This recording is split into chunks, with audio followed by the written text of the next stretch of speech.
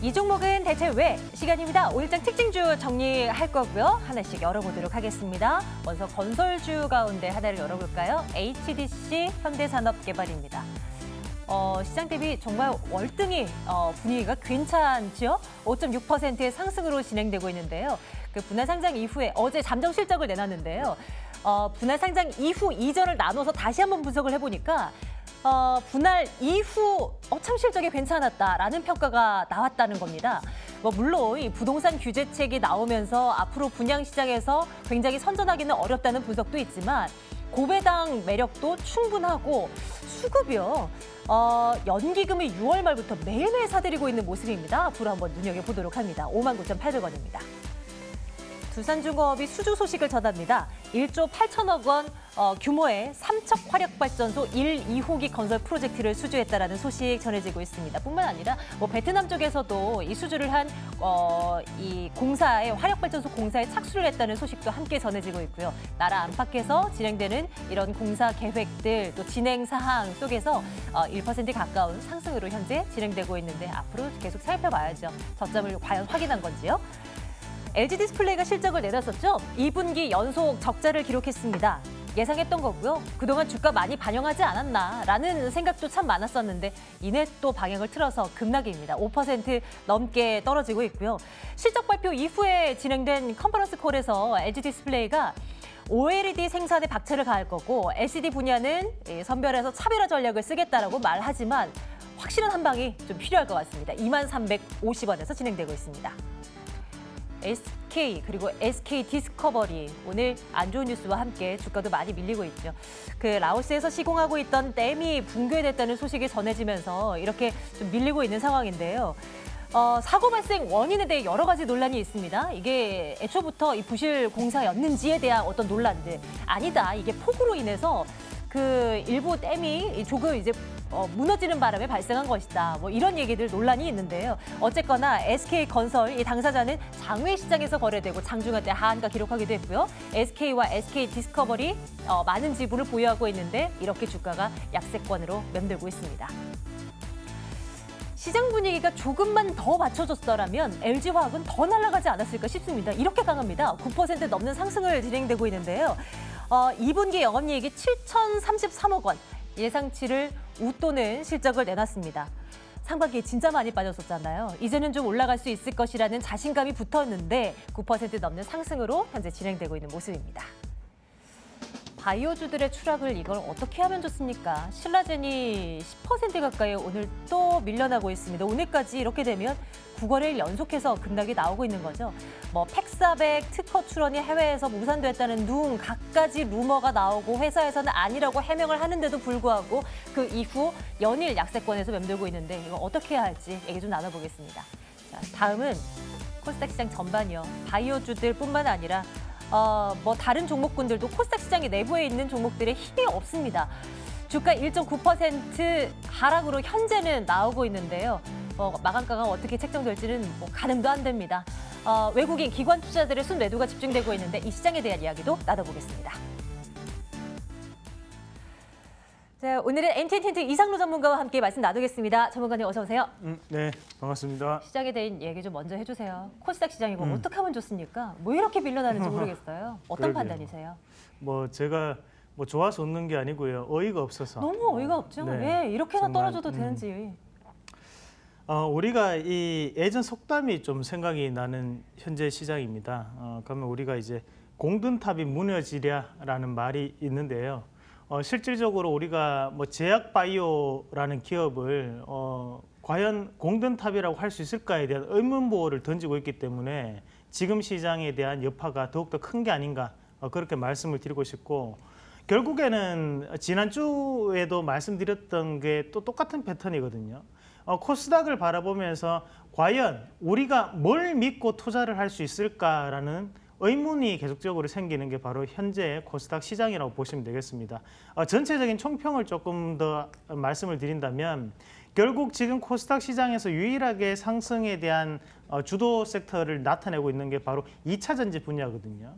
이 2차 전지 분야는 우리의 눈에도 보이고 실질적으로 실생활에서 전기차가 좀 더 보급되는 것도 보이고 충전소 좀 더 생긴다는 부분, 이런 부분 자체가 가시화되고 있고 눈으로 직접 확인이 가능하다는 거죠. 하지만 이런 뭐 신라젠이나 또는 뭐 바이로메드, 그리고 지금 보면 뭐 HLB 이런 종목군들 같은 경우에는 치료제가 1조라고 하고 2조라고 하는데 과연 그에 따라서 어떻게 임상이 진행되고 있고 거기에 대한 매출 건수는 어떤 부분이 되어 있는지를 우리가 정확하게 알 길이 잘 없습니다. 그런 부분에 대한 불확실성 자체가 지금은 더욱더 가중되면서 투자 심리가 상당 부분 위축되고 있고 그에 따라서 코스닥 지수도 크게 빠지고 있는 부분이 아닌가, 그렇게 추정해 볼 수 있겠습니다.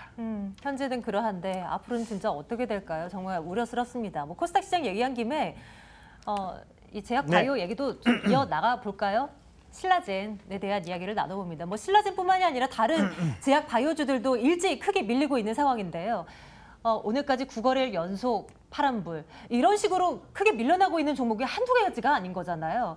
네. 뭐 언젠가는 오를 것이다, 이거 지금 저점에서 매수해봐 라는 일부의 투자자들의 목소리도 들리긴 한데요. 네. 이에 대해서는 어떤 시각이십니까? 너무 위험한 발상일까요? 네, 위험한 발상이죠. 네, 일단 기본적으로 우리가 이제 2018년도 전반기에 연초에 또 키워드가 되었던 게 가상화폐. 그리고 거기에서 한 가지 단어를 떠올린다면 바로 가즈아 심리거든요. 결국에는 그 가즈아 심리 안에는 투자에 대한 열망이 아니라 투기에 대한 열망이 상당 부분 있었다는 사실을 우리가 알고 있고, 그 부분 자체가 주식시장에 녹아들었던 부분이 바로 이 제약 바이오 업종이었고, 그리고 특히 또 신라젠이라는 종목이었습니다. 사실 신라젠이라는 종목이 작년까지만 하더라도 가격이 8,000원, 9,000원에 머물러 있었고요. 대신에 적자임에도 불구하고 12만 원 선까지 올라왔거든요. 그리고 현재 다시 한 번 더 4만 원대까지 다시 한번 내려오고 있는 과정인데, 과연 지금도 우리가 저렴하다고 판단할 수 있을까? 아니면 비싸다고 판단할 수 있을까? 본인 스스로에게 다시 한 번 더 의문부호를 한번 던져보십시오. 저라고 판단한다면, 제가 만약에 이 신라젠을 본다면 그러면 매출이라도 뭔가 조금 넣으면 사봐야지, 또는 뭐라도 실적이라도 확인하고 사봐야지라는 심리가 엄청나게 강할 것 같거든요. 결국에는 이 주가에 대해서 꾸준히 빠지는 부분 자체가 투자 심리가 안 좋기 때문에 빠진다라고만 우리가 설명할 게 아니고, 네. 이 회사 자체에서 이런 루머가 있었다, 특허 출원이 안 된다는 루머가 있었습니다. 그럼 그 루머를 적극적으로 해명할 수 있는 부분은 대표이사의 공식적인 발언이 아니라 이 회사가 어떤 부분에 대해서 어떻게 매출을 내고 있는지를 보여주는 것이 우리 투자자 입장에서 좀 더 판단하기가 쉽고, 그리고 그에 따라서 투자 심리도 확 바뀔 수 있는 그런 반전 드라마를 쓸 수 있는 부분이 될 수 있거든요. 지금 이 신라젠 같은 경우에는 우리가 팩사백에 대한 가치를 뭐 1조냐, 2조냐, 아니다 5조까지 올라갈 수 있다, 그런 뭐랄까요, 그냥 가능성에 대한 부분만으로 주가가 올랐던 것도 사실이고요. 그런 부분에서 본다면 이런 가즈아 심리 자체가 멈추자라는 심리로 오히려 반복되고 있는 부분이 아닌가, 그렇게 말씀을 드리면 저는 납바이오의 의견을 지속적으로 드리도록 하겠습니다. 그럼 전문가님, 바이오주들 가운데서도요, 그래도 실적이 잡히는 업체들이 몇 있잖아요. 또 메디톡스도 괜찮다는 얘기도 많이 들려왔었고요. 삼성바이오로직스 같은 경우도 뭐 흑전 얘기 있었고, 뭐 이런 기업들이라면 좀 시장에 턴할 때 튀어오를 가능성은 점쳐볼 수 있겠습니까? 이런 단서를 붙인다면요? 네, 일단 우리가 이 제약 업종과 바이오 업종에 대한 명확한 구분이 좀 필요하겠는데요. 네. 일단 제약 업종 같은 경우에는 우리가 실질적으로 전문 의약품을 생산하고 있는 라인을 가지고 있는 업체들은 우리가 향후에도 지속적인 매출 자체가 나오고 있기 때문에 주가적인 부분에서 하방 경직성을 띌 확률이 대단히 높습니다. 하지만 그 부분이 아니라 그냥 유일한 바이오에 대한 부분, 바이오 시밀러를 생산하고 있는 업체라면 이 바이오 시밀러 같은 경우에는 우리가 일종의 생약이거든요.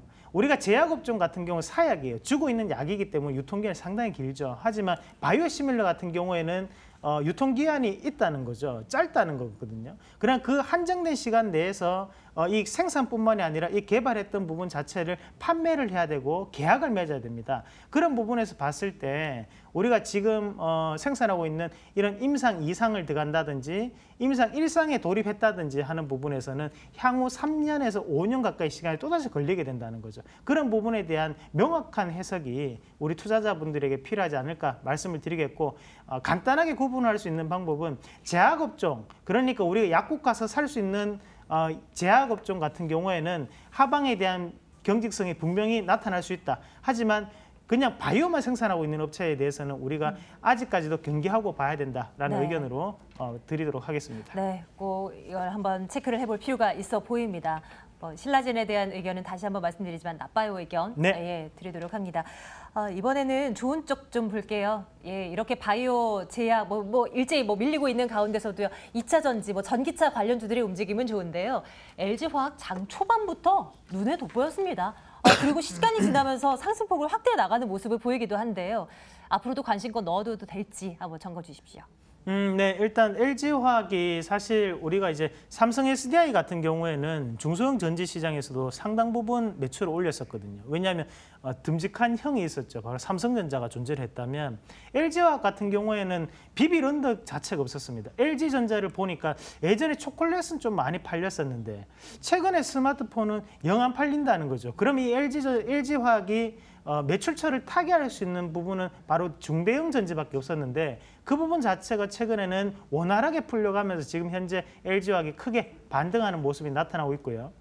이 2차 전지 섹터 자체는 시장에 대한 패러다임이 바뀐다고 우리가 인식을 해야 됩니다. 그러면 지금 시장 자체는 초입 국면이라고 본다면 이런 산업에 대한 성장성인 적인 측면을 봤을 때 지금보다 더욱더 커질 수 있는 부분이기 때문에 시장이 상관없이 빠질 때마다 우리가 좀 더 적극적인 관심을 좀 가질 수 있는 그런 업종이라고 판단을 하고 LG화학에 대해서 저는 좋아요에 대한 의견을 드리도록 하겠습니다. 네, 좋습니다. 이렇게 좀 살펴보고요.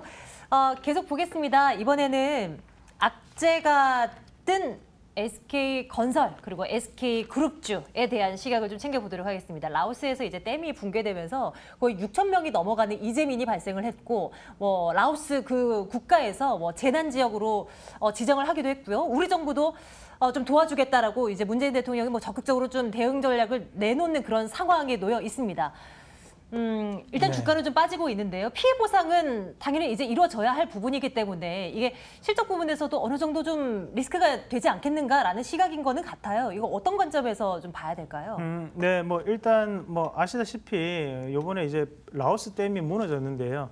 그게 붕괴냐 유실이냐 판단할 필요도 없이 일단은 SK건설이 무조건 잘못했는 건 사실입니다. 저 사건 자체가 만약에 국내에서 터졌다면 어땠을까요? 상당한 인명피해가 발생을 했을 거고, 그리고 우리가 이 부분 자체가 선진국에서 발생을 했다면, 만약에 유럽이나 미국에서 발생했다면 대서특필될 사건이거든요.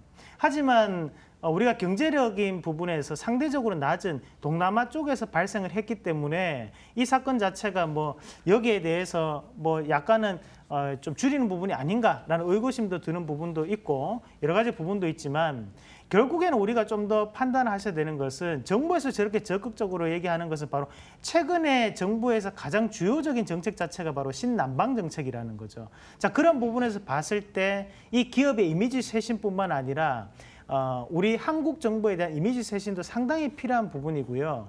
그렇게 본다면 이 SK건설이 원래는 또 다시 한 번 더 상장을 앞두고 있는 상황이었는데 그 상장에 대한 부분까지도 상당히 멀어지는 부분 자체가 나타날 확률이 대단히 높습니다. 그와 따라서 관계된 SK라든지 SK 디스커버리 같은 경우에도 오늘 주가가 크게 급락하고 있거든요. 그 말은 결국에는 이 투자 심리 자체를 상당히 위축시켰다라고 우리가 받아들일 수 있겠고, 제가 볼 때는 당분간은 이 주가에 대한 반등이 어렵지 않겠나라는 의견을 드리면서 저는 나빠요에 대한 의견을 드리겠습니다. 이렇게 듣고 나면 우리 이상로 전문가께서 좋아요 의견 주신 거는 LG화학 뿐이네요. 그렇죠. 2차 전지가 그래도 낫죠. 내일장 탑픽으로 당연히 LG화학을 꼽고요. 그 외에 2차 전지 관련주들 오늘 강했잖아요. 다른 네. 종목군들도 괜찮다고 보세요?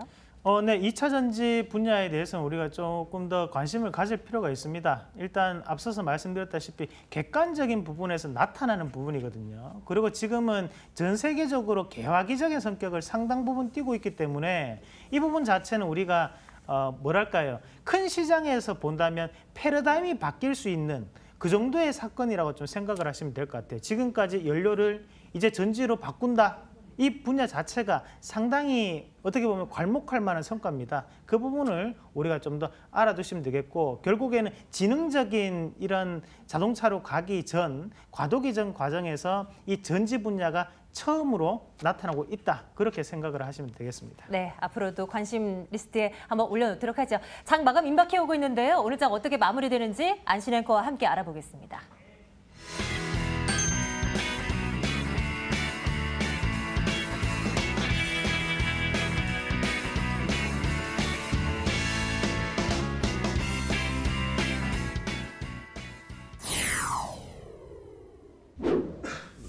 코스피가 장 초반 상승에서 약보합으로 한풀 꺾였습니다. 코스닥도 장중 낙폭을 1%에서 2%까지 키우기도 했는데요. 호가 분위기 살펴보도록 하겠습니다. 코스닥은 그래도 저가 대비 일부 만회하는 모습입니다. 1.78%의 낙폭을 748선을 마감할 것으로 보이고요. 코스피는 약보합 0.28% 조정을 받으면서 마감할 것으로 보입니다. 호가였습니다.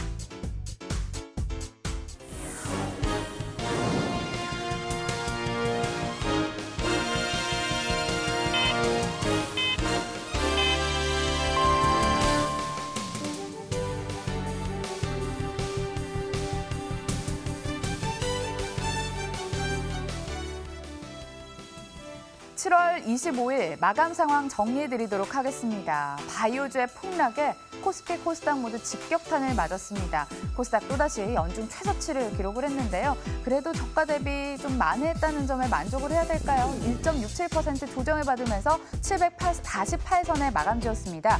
코스피도 어제보다 침체된 모습을 보였고 0.31% 하락한 2273선에 오늘 장을 마쳤습니다. 특히 외국인이 장중 매도세로 돌아서면서 수급이 탄력을 이뤄나가는 모습이었는데요. 외국인의 수급 살펴보시면 1,829억 원의 순매도 우위였습니다. 개인도 덩달아 1,193억 원 매도 우위로 포착이 됐고요. 기관만이 사자를 외쳤습니다. 상당히 많은 물량 3,045억 원 순매수 우위를 포착이 됐고요. 그중에서도 시장이 휘청할 때마다 구원투수 역할을 해줬던 연기금 쪽에서 10일째 매도에 가담하고 있다는 점 시장에서 주목을 했습니다. 자, 코스닥의 수급도 함께 살펴보도록 하겠습니다. 외국인 기관의 동반 매도가 연출됐고 외국인 461억 원, 기관 507억 원 순매도 우위였습니다. 하지만 개인만이 사자를 외쳤네요. 878억 원의 순매수 우위로 포착이 됐습니다. 섹터별 흐름 살펴보도록 하겠습니다. 일부 암호화폐 관련주들의 상승세가 두드러졌는데 SCI 평가 정보 10% 이상 급등했고요. 우리기술투자도 7% 다소 뛰어오른 채 오늘 장을 마감했습니다. 특히 비트코인이 950만 원까지 치솟자 이 같은 상승세 분위기에 반영됐다라는 분석이었습니다. 자, 이어서 바이오주 살펴보도록 하겠습니다. 금융당국의 테마감리 우려감에서였을까요? 다음 달 초쯤 그 결과가 나올 수 있다라는 얘기가 돌고 있었는데요. 징계를 받는 기업이 나올 경우 제2의 삼성바이오로직스의 사태를 재현할 수 있다는 우려감이 감돌았습니다. 코스닥 시가총액 상위 종목들이 타격을 받는 모습이었고요. 셀트리온 헬스케어 5.78%의 조정, 신라젠도 7.95%까지 하락세가 포착이 됐고요. 이러다 보니 지수에 영향을 끼쳤습니다. 이렇게 해서 마감 분위기까지 함께 돌아봤습니다.